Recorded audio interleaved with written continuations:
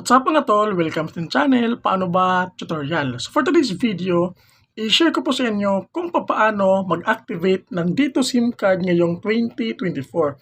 So meron kasing nag-comment mga tol, isa sa mga subscribers natin, nagawa ng update mga tol kung paano po mag-activate ng Dito SIM card ngayong 2024 kasi nga daw po nagbago daw yung mga ID na gagamitin.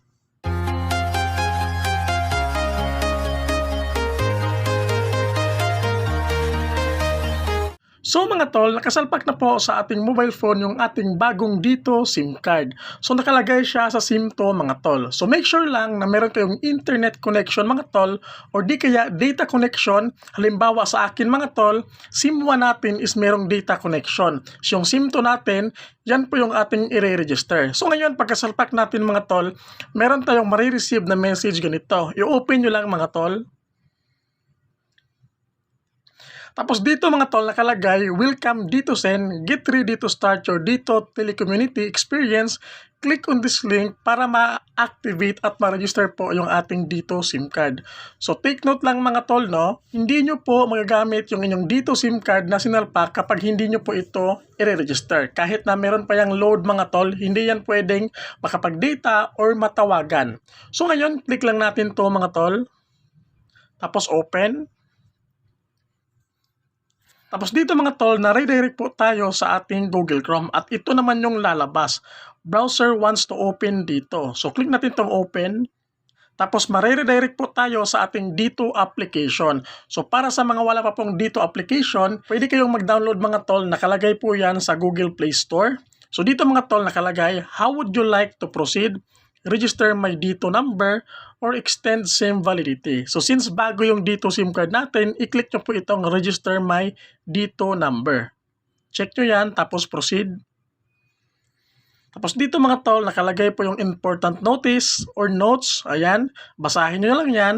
And after yung mabasa mga tol, i-click nyo lang itong start registration.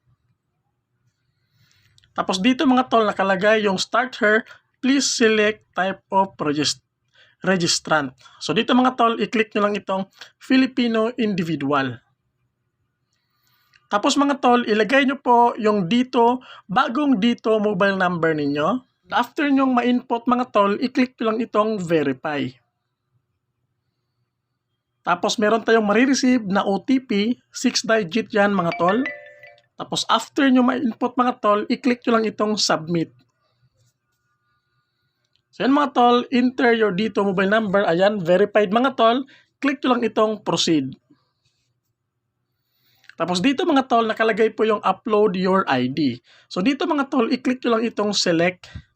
So dito yung mga ID mga tol, list of ID nya. Kapag yan yung ginamit nyo, instant approval mga tol. So dito merong passport, Philippine National ID, SSID, driver's license, in-bay clearance, UMID, firearms ID, PRC, PhilPost, OFW e-card, BIR, ISE card. Yan po yung mga instant approval.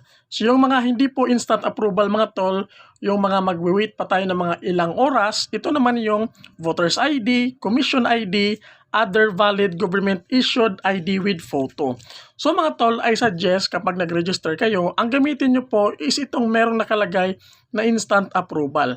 Para once kapag yan yung mga ID na ginamit niyo, automatic mga tol, mare-register agad yung mga Dito SIM card ninyo. So dito mga tol, sa ating video ngayon, ang gagamitin natin is itong Philippine National ID. Click nyo lang yan mga tol. Tapos dito, upload your Philippine National ID mga tol. I-click nyo lang yan at picturean nyo lang po yung harap. Tapos after nyo makapag-upload mga tol, kailangan nyo naman pong mag-take ng selfie.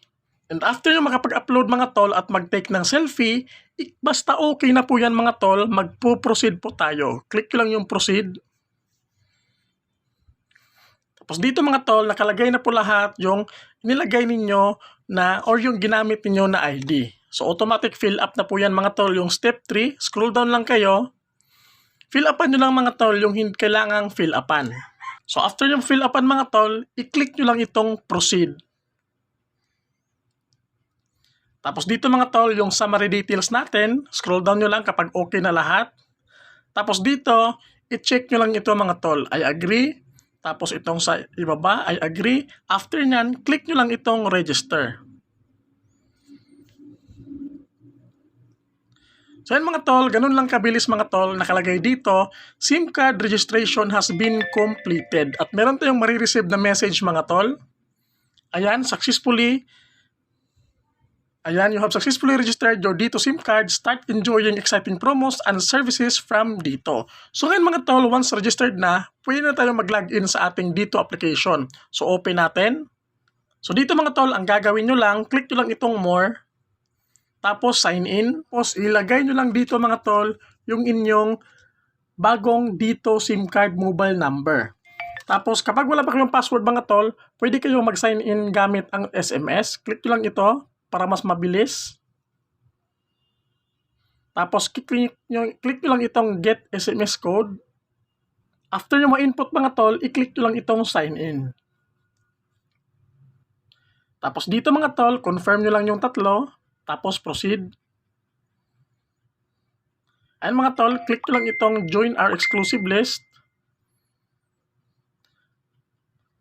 Tapos ayan mga tol, nakalagin na tayo at fully registered na po yung ating Dito SIM card. At dito makikita nyo mga tol, meron tayong nakuhang free 8 gig of data sa pag-register po dito sa Dito SIM card. Makikita nyo mga tol, merong free data na 2 gig, bonus 5G data na 3 gig, starter pack data 3 gig. Yan po yung ating overall na nakuha.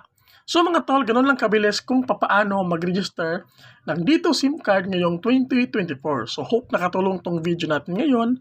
Don't forget to like, comment, and subscribe. God bless po sa ating lahat.